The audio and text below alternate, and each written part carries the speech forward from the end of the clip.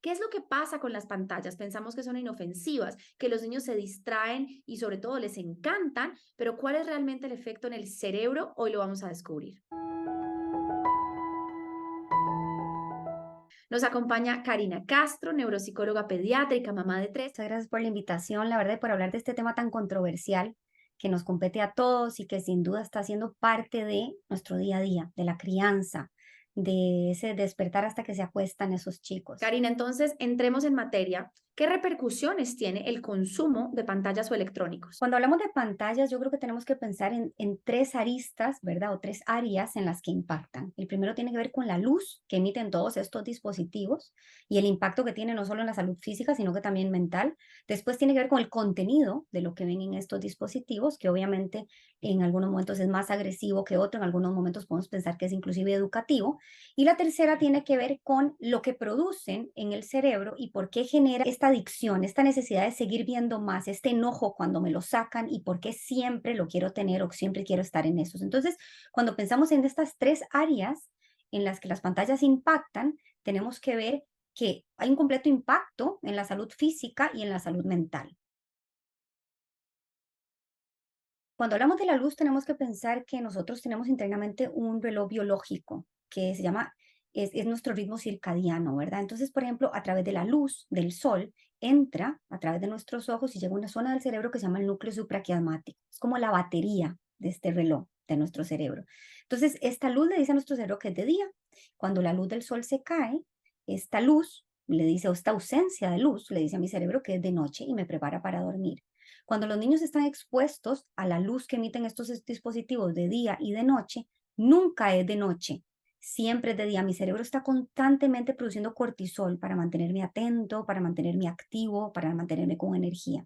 Entonces, lo que se ha visto es que altera esta batería interna, este reloj biológico interno, y por ende estamos teniendo niños que les cuesta dormir, tienen aumento de pesadillas, aumento de terrores nocturnos, son niños que aumenta el bruxismo, que es este rechinar de dientes porque se duermen excesivamente estresados, ¿verdad? El cortisol muy alto y por ende hay más rechinar de dientes, pero también tenemos niños que están excesivamente cansados en la mañana cuando se levantan, entonces van a la escuela casi que dormidos, van sin energía, van sin un cerebro listo para aprender y también obviamente son niños que no tienen esta necesidad de moverse. ¿Por qué? Porque al estar tan cansados, promueve a un mayor sedentarismo, ¿verdad? Que tiene que ver con esto también que vemos únicamente cuando están enfrente de las pantallas, ¿verdad? No hay que hacer un estudio científico para darnos cuenta que frente a un dispositivo, el niño tiene una ausencia de movimiento, que es vital y necesario para su desarrollo.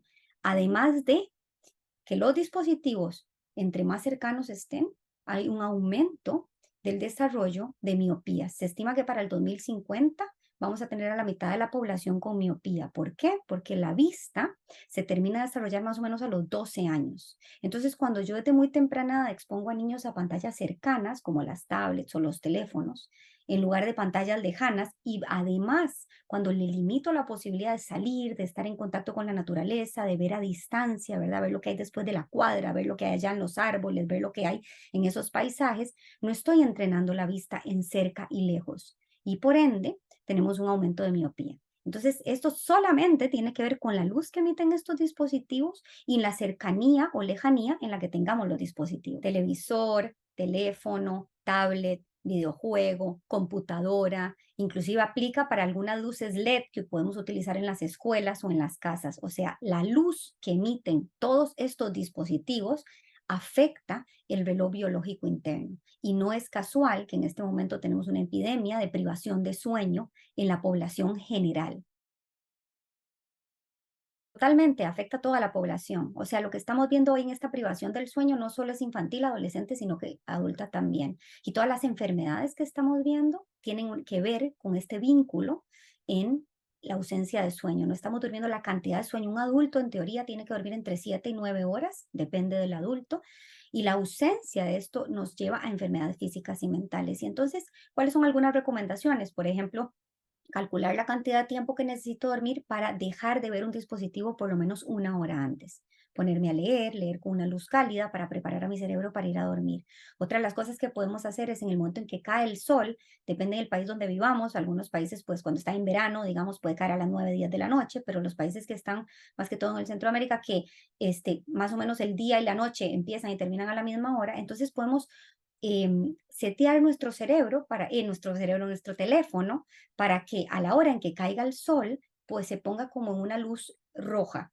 Y eso se puede hacer desde el teléfono. Y entonces lo que hace es que modifica la pantalla, modifica la luz que está emitiendo y esta luz roja nos permite preparar nuestro cerebro para dormir. Otra de las cosas que podemos hacer es podemos cambiar los bombillos de la casa y poner un bombillo rojo en lugar de los bombillos fuertes que estamos utilizando. Podemos bajar las lámparas al piso, porque las neuronas que nos preparan para el día son las neuronas que están en la parte más alta de nuestros ojos. Entonces, cuando bajamos la luz, esa luz llega como desde abajo hacia arriba y lo que hace es que no afecta tanto nuestro núcleo supraquiasmático. La segunda tiene que ver con el contenido, ¿verdad? Con el contenido de lo que observan los niños. O sea, hoy se está viendo que tenemos niños con un importante retraso en el lenguaje, niños que están teniendo dificultades en sus procesos de atención y concentración, y niños que están teniendo una alteración en su desarrollo socioemocional.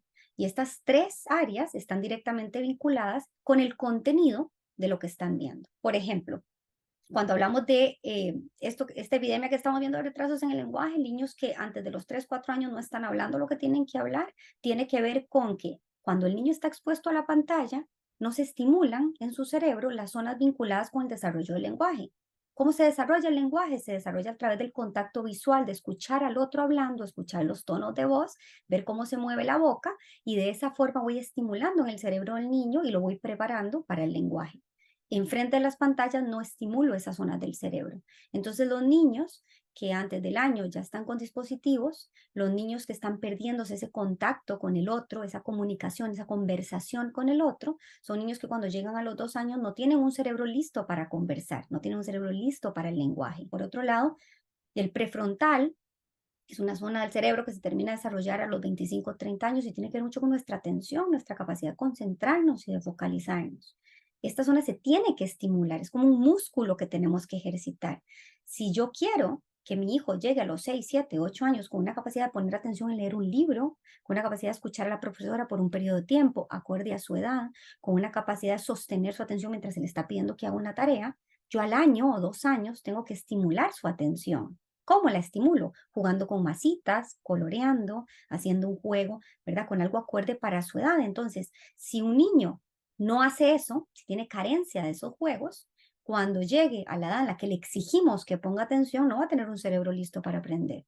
Y lo que vemos es que las pantallas no estimulan esa zona, a pesar de que creemos que sí, porque se quedan en silencio y quietos por un largo periodo de tiempo cuando están frente a una pantalla. Yo creo que aquí acabamos de desmantelar dos mitos y es, a veces las familias con toda la buena intención piensan por sentido común, bueno, Manuela, Karina, yo le pongo pantallas porque eso le va a ayudar a desarrollar el habla. Si yo lo siento a que todo el tiempo escucha a alguien, es más, le pongo videos educativos donde le enseñan, qué sé yo, que las vocales, que los colores, que los animales, pues al revés estoy antes fomentando, ¿cierto? Ese desarrollo del lenguaje, mito número 1 y mito número 2, le estoy ayudando a la concentración, porque es que yo ahí veo que se queda sentadito, quietecito, atento a lo que está pasando en la pantalla, y hoy tú acabas de desmantelar estos mitos. De hecho, retrasa, ¿cierto?, el desarrollo del lenguaje y no ayuda ¿cierto?, al fortalecimiento de esta habilidad y función ejecutiva de lóbulos prefrontales que conocemos como concentración. Es todo lo contrario. Entonces, por ejemplo, cuando un niño está frente a una pantalla, en su cerebro se están activando ondas, ¿verdad? O sea, nuestras neuronas se comunican a través de ondas. Entonces, ondas alfa, las ondas eléctricas alfa, sería cuando un cerebro está súper concentrado, súper atento, aprendiendo una actividad importante. Las ondas teta y delta son ondas donde nuestro cerebro está como en ensoñación, en relajación, en un estado como de trance. Cuando un niño está frente a una pantalla, está en estas ondas, en las ondas de trance. Cuando un niño está entrenando su atención, está en ondas alfa. Entonces, ahí tenemos una gran diferencia entre por qué no lo estamos entrenando y cómo a través de la evidencia científica vemos que su cerebro se comunica distinto según la actividad que está haciendo. Ahí, Karina, las familias nos van a preguntar, bueno, ¿cómo le ayudo entonces a fomentar la concentración? Tú ya lo mencionaste y lo quiero simplemente recalcar y es juego cara a cara. juego de interacción social. Cuando tú estás, como nos decías, jugando con masita o plastilina, como decimos en Colombia, allí estás fortaleciendo esa comunicación de doble vía, ese, ¿cierto? Ese focalizar la atención a la actividad que estamos haciendo. Cuando haces todos los juegos que en inglés nosotros llamamos de stop and go, que es, Ujú, por ejemplo, vamos a bailar, entonces baila, baila, baila, y cuando para la música nos congelamos. claro. Baila, baila, baila, para la música nos congelamos. Todos estos juegos de stop and go, de movimiento y luego quedarme congelado, van fortaleciendo el freno inhibitorio. Entonces, realmente es el juego que tienen con el adulto o con el grupo, en el caso de los jardines infantiles y demás, donde se están fortaleciendo estas habilidades del prefrontal, no en la pantalla. Y con esto, Karina, yo creo que tenemos que hacer un llamado tremendamente importante a los centros educativos o jardines infantiles que ponen pantallas dentro de la jornada. Para mí esto ya es como, ¿cierto? Un llamado que tenemos que hacer a los profesionales y pedagogos. No necesita haber pantallas en un centro educativo. Cuando hablamos de niños, niñas en primera infancia, es absolutamente innecesario y perjudicial. Es preferible el juego libre. Así es, dos cosas quiero agregar a esto que dijiste, Manuela, que me parece súper relevante. La atención se estimula a través de estos juegos que decís vos, pero también a través de permitir que el niño juegue solo sin distracción. Porque muchas veces tenemos que cuando el niño está coloreando decimos, ah, bueno, pero le pongo la televisión de fondo. Ah, bueno, pero le puedo poner, ¿verdad? Y ese de fondo, esa musiquita de fondo, ese videíto de fondo, son videitos de música, no pasa nada, ni siquiera lo está viendo. O esa televisión del partido de fútbol que el papá quiere ver mientras el niño está jugando. Eso altera la atención, porque el niño está alternando sus focos de atención en dos actividades. Entonces, muchas veces permitirle jugar tranquilo, solo, en eso en lo que está concentrado, también le estamos estimulando la atención. Y por otro lado, en cuanto a lo que decís de los centros educativos, es importante decir algo que nos incomoda y es que los adultos ponen eso porque les simplifican el trabajo. Es más fácil que 20 niños se queden tranquilos viendo un videíto a que una maestra tenga que gestionar la atención y la calma de esos 20 niños. Es una realidad. Y las pantallas nos han venido a simplificar todo, la educación, la crianza, el tiempo que queremos de socialización. Las pantallas no son buenas para su desarrollo físico y mental y que por ende no las exponen. Y eso es una de las primeras preguntas que tenemos que hacer cuando consideramos un centro educativo. ¿Utilizan pantallas? ¿Para qué las utilizan? ¿En qué momento las utilizan? Porque de 6 años para abajo no son necesarias. Terceros factores que vemos que está afectando el tema del contenido tiene que ver con el desarrollo socioemocional. Por ejemplo, una de las últimas investigaciones que salió ahora en el 2022 dice que los niños de 3 a 5 años con solo estar expuestos una hora a la televisión, tenemos un 10% menos de capacidad de regulación emocional, autocontrol e inclusive tolerancia a la frustración. De 3 a 5 años con solo una hora. Hoy sabemos que los niños más o menos están expuestos a 2 horas o un poquito más entre todos los dispositivos. Y entonces de pronto decimos, ¿por qué es que le cuesta tanto controlar sus emociones? ¿Por qué es tan berrinchoso? ¿Por qué todo el día se enoja? ¿Por qué cuando le quito el dispositivo está tan agresivo? Tiene mucho que ver con solamente estar expuesto a estas pantallas.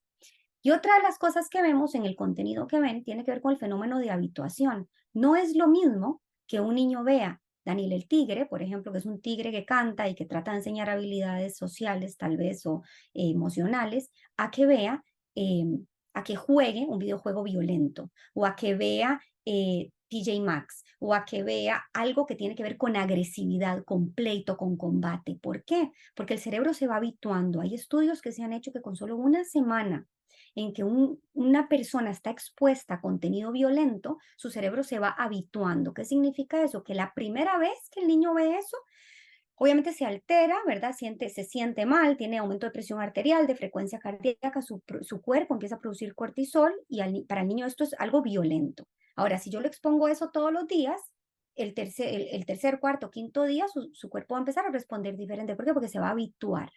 Entonces, al habituarme, el niño va habituando la violencia, va normalizándola. Entonces, de pronto tenemos ese niño que está jugando un videojuego y de pronto le decimos, bueno, listo, se acabó el tiempo. Y a la hora de apagarlo va y le vuela un golpe a su hermana. ¿Por qué? Porque se enojó, porque su hermana le quitó algo que no quiso. Y entonces decimos, bueno, pero ¿por qué está haciendo eso? Bueno, porque el niño ha habituado, su cerebro se ha habituado a esta conducta, la ha normalizado y de alguna u otra forma es una herramienta más que tiene para defenderse cuando algo no le gusta. Es que no le gusta nada, es que no quiere hacer nada, es que está apático, es que está desmotivado, es que lo único que quiere es ver televisión o jugar videojuegos todo el día. y Claro, me básicamente pide la pantalla todo el día. Entonces los papás también dicen, bueno, pero es que me la pide todo el día, ¿yo qué puedo hacer? Y ahí también cedo, ¿cierto? Para como complacer. Y a veces sentimos eso, es que es como, es casi como atribuimos a culpa al niño, ¿no? Me la pide todo el día, es que yo le pido que la pague y no la paga. Claro, pero fui yo adulto quien se la dio en principio y que generé esa adicción. Hablemos, Karina, un poquito del componente adictivo de la pantalla. esto yo creo que es lo más importante y es de una u otra forma lo que hemos minimizado. ¿Por qué? Porque cuando comprendemos que todos, y tenemos que entender que toda la sociedad somos adictos a las pantallas, si lo pensamos, ¿verdad? Empezamos a ver una serie de Netflix y vemos el segundo, tercer, cuarto capítulo cuando nos damos cuenta es 12 de la noche y decimos, uy, no voy a dormir nada. O nos conectamos a redes sociales de una manera automática sin pensar por qué me estoy conectando, qué estoy buscando en el teléfono. Nosotros, adultos con un cerebro desarrollado, somos adictos. Los niños que tienen un cerebro en desarrollo, lo que estamos haciendo es alterando algo que se llama el circuito dopaminérgico. ¿Qué es esto? En el cerebro tenemos unas zonas del cerebro que están conformadas por varias estructuras que lo que hacen es que producen dopamina, un neurotransmisor que nos hace sentir bien, que nos da placer, que nos da gratificación y que nos hace buscar más de eso que queremos. Entonces, cuando un niño, por ejemplo, está empezando a caminar y los papás le dicen, muy bien, produce dopamina. Cuando está empezando a leer un libro y lee su primera página y le decimos, wow, gordo, lo lograste, produce dopamina. Ahí tenemos una producción sana de dopamina en un cerebro en desarrollo. Cuando un niño está expuesto a pantallas, produce dopamina de manera excesiva por largos periodos de tiempo. Entonces, se siente bien, es gratificante, hay muchísimo bienestar y de un momento a otro me la sacan. Y cuando me la sacan, entonces mi cerebro empieza a tratar de producir una dopamina normal en actividades de la vida diaria y no se logra. Entonces, al no lograrlo, quiero más de eso que me hace sentir bien, quiero más de eso que si estoy ante un berrinche me hace olvidar el berrinche o esa emoción que sentía porque me lleva a otro lado. Si estoy con hambre, me lo dan y se me olvida que tenía hambre. Si estoy con sueño de mal humor, me lo dan y se me olvida que tenía sueño de mal humor. Entonces voy evadiendo un montón de cosas enfrente de estas pantallas que lo que van haciendo es hiperactivando este circuito dopaminérgico, setear mi cerebro en un nivel muy alto de dopamina y entonces cuando me lo quitan, tengo este déficit de dopamina. Tengo apatía, tengo irritabilidad, desmotivación, tengo ansiedad. Ahora te quiero preguntar sobre el consumo de pantallas mientras se están alimentando, porque habrá una familia que dice, bueno, yo no le pongo pantallas en ningún otro momento del día, solamente cuando sirvo el plato con alimento, porque es la única manera que logro que realmente coma. Lo que tenemos que entender es que estamos alterando todo lo que tiene que ver con el desarrollo sano de la conexión intestino-cerebro. Hoy cuando hablamos del intestino hablamos del segundo cerebro. ¿Por qué? Porque en los últimos 15 años nos hemos dado cuenta que no solo lo que comemos, sino que cómo lo comemos impacta en nuestro cerebro. Entonces, en este caso estamos bloqueando el sano desarrollo de que el niño pueda ver esa comida, pueda olerla, pueda sentirla, pueda jugar, explorar con ella para después irla comiendo y absorber todos esos nutrientes que necesita. Pero al mismo tiempo también estamos cortando un momento de interacción, un momento de vínculo, un momento de estimulación del lenguaje y de estimulación de un montón de otras áreas que están vinculadas cuando comemos. Hay estudios que nos dicen que los niños que comen con sus padres, conversando con ellos 3 o 4 veces a la semana, son niños con coeficientes intelectuales más altos, inclusive con mejor desempeño a nivel académico. O sea, estamos rompiendo un montón de aristas críticas y fundamentales para el sano desarrollo, no solo físico, sino que también mental para ese niño. Entonces, lo que yo les diría es que nunca es tarde, que yo con mi primer hijo cometí el mismo error, que llega un momento donde uno dice, basta, le estoy haciendo un daño más que un bien, uno las quita y entre más pequeños son, es mucho más fácil. Quiero darle como un pase de paz a esos papás y decirles, podemos buscar otras formas, podemos buscar libros, podemos buscar juegos, podemos buscar otras formas de lograr que ese niño coma, inclusive comiendo yo con él, que me dé de comer. De alguna forma, el foco se tiene que llevar a, estamos comiendo. Estamos viendo los alimentos que estamos comiendo, estamos compartiendo mientras comemos y estamos haciendo de este momento algo muy rico, ¿verdad? Y muy nutritivo, tanto emocional como alimenticio, digamos, para la familia. Y reiterar, Karina, que si una familia ya puso dispositivos electrónicos para que el niño comiera, es claro que hay un hábito y con lo que nos estás explicando, es claro que el niño ya ha generado, ¿cierto? Este circuito dopamínico que se vuelve adictivo, yo siempre quiero la pantalla cuando estoy comiendo y que ahora es la responsabilidad del adulto retirar la pantalla. y explicar, anticipar, mi amor, desde hoy ya no vamos a comer con la pantalla, sé que es difícil, yo te voy a acompañar y probablemente los primeros días llore, proteste, no coma, vuelva a pedir la pantalla y somos los adultos los que necesitamos mantenernos firmes, sabiendo que es importante que el niño pueda estar enfocado en el alimento y en la interacción social que estoy teniendo mientras como, ¿cierto? No en el dispositivo, porque además ahí estamos apagando nuestro sentido interoceptivo. Es uno de mis sentidos favoritos. La interocepción es este sentido que nos da cuenta de la información de órganos internos. Yo cómo sé que tengo el corazón acelerado por mi sentido interoceptivo. Yo cómo sé que tengo mi vejiga llena y es hora de ir al baño por mi sentido interoceptivo. De la misma manera, yo cómo sé que estoy satisfecho, que estoy lleno, que ya no quiero comer más por mi sentido interoceptivo. Y de la misma manera cuando tengo hambre. Entonces, cuando un niño está distraído en la pantalla, ¿cierto? Se desconecta de sus sensaciones corporales que marcan la pauta de cuánto quiero comer, cuándo es hora de parar, cuándo es hora de decir, mamá, no más, ya estoy lleno, o cuándo es hora de decir, mamá, quiero más, ¿cierto? Entonces, necesitamos empezar a entrenar a nuestros chiquitines en su sentido interoceptivo y el primer paso es apagando la pantalla y que se enfoquen en el alimento y escuchando sus ciclos, hambre, saciedad. No quieres más, estás lleno, retiro el plato y ahí la clave es no voy a dar mecato, no voy a dar dulce, no voy a dar un relleno, que el yogurcito, que el chocolatico para que tenga algo en la barriguita, no es, no quieres más, retiro el plato y entonces cuando tengas hambre, aquí queda tu plato o la próxima, ¿cierto? El próximo plato que ya estaba pensado, diseñado en la merienda o en lo que íbamos a darle en el día. Hablemos entonces con todo esto que nos has enseñado sobre recomendaciones del uso de pantallas. Obviamente los padres se quieren regir por algún lineamiento que les diga, ok, entiendo que son tan perjudiciales, al mismo tiempo, ¿cuánto es el mínimo que podría llegar a ponerles? Entonces, OMS, Organización Mundial de la Salud, nos dice cero consumo de pantallas los primeros 2 años de vida, pero luego nos habla de unos 45 minutos de consumo diario, ¿cierto? En niños mayores de 2 años. Hablemos desde tu postura y desde toda tu investigación. ¿Te ciñes a esas recomendaciones o qué les dirías a las familias? Yo creo que yo soy un poco más tajante. ¿Por qué? Porque hace un poco más de un año la OMS decía hasta los 18 meses. Ahora amplió a los 2 años. Y posiblemente esto va a ir cambiando. ¿Por qué? Porque la tecnología va más rápido que la evidencia científica. Porque obviamente yo hoy compro un teléfono, no sé, 14, el iPhone 14 y mañana ya va a estar el Pro y pasado mañana va el 15 y los niños. Obviamente necesitamos años para que vayan desarrollándose y viéndose los impactos, pero además se estudia muy poco sobre el niño en general por un tema de ética, de tiempo y otros temas. Entonces, ¿qué recomiendo yo?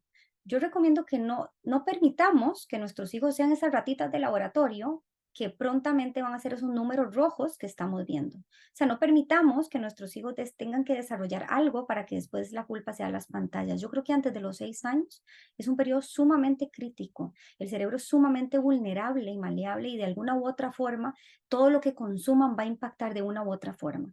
Entonces, a todos los padres mi recomendación siempre es antes de los 2 años, nada, lo menos que se pueda. Obviamente hay momentos donde uno no tiene control. Por ejemplo, voy a un restaurante y la televisión está encendida, no tengo control.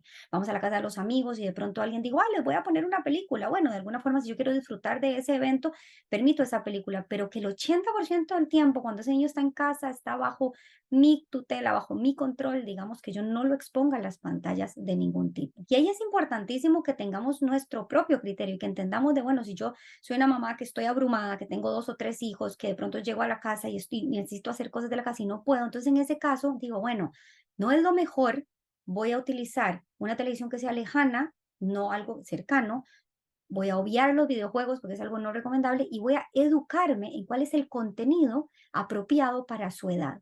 Y en este caso hay una página muy buena que se llama commonsensemedia.org, donde me dice qué tipo de contenido acorde a cada edad y qué están aprendiendo. Entonces, de alguna forma, elijo de manera consciente que es un momento específico donde yo necesito mi salud, mi paz mental para hacer cosas de la casa y de alguna forma me estoy apoyando en un recurso más, pero no es algo de todos los días, no es algo que es parte de la rutina y tampoco es un contenido Bien, ilimitado. aquí nos hemos enfocado en los primeros años de vida, esos primeros 6 años. Ahora, sabemos que todas las repercusiones que nos has enseñado aplican para los mayores, que ya están bombardeados por Ujú. todos estos dispositivos. ¿Qué pasa? Poco lo que estamos hablando, ¿verdad? En los más grandes estamos viendo lo mismo, o sea, la miopía, trastornos del sueño, niños estresados con ansiedad, bruxismo, este rezago, digamos, en la parte del lenguaje que va afectando otras conductas, niños sumamente violentos. Pero dentro de lo más importante que a mí me interesa resaltar aquí es que, por ejemplo, post pandemia estamos viendo un efecto colateral que es la pubertad precoz. Todos los endocrinólogos están asociando este exceso de exposición a esta luz con cómo afecta el funcionamiento de mi núcleo supraquiasmático, cómo la melatonina que no está produciendo ese niño para llegar a dormir tiene un vínculo directo con el despertar precoz de la pubertad. Entonces tenemos niñas de 9, 10, 11 años que están teniendo una pubertad precoz donde su cuerpo está listo para concebir, pero obviamente emocionalmente no están preparadas. Es un problema importante ese de salud pública. También tenemos en los grandes que estamos viendo la adicción, ¿verdad? Adicción a los videojuegos. Ya desde si mal no recuerdo, fue el 2021, ya se dijo que los videojuegos entran dentro de la categoría de trastornos de adicción. Y algo que me importa muchísimo y que está teniendo un efecto colateral es los aumentos de trastornos alimenticios como bulimia, anorexia o trastornos dismórficos corporales, ansiedad, depresión, inclusive suicidio, que están vinculados con lo que ven los niños en estas pantallas, el algoritmo a los que están expuestos en las redes sociales y como obviamente una alteración importante de su salud mental. El objetivo nunca es satanizar las pantallas, es entender que a tiempo, edad específica, con contenido específico y de manera súper supervisada, las pantallas pueden ser utilizadas de manera positiva.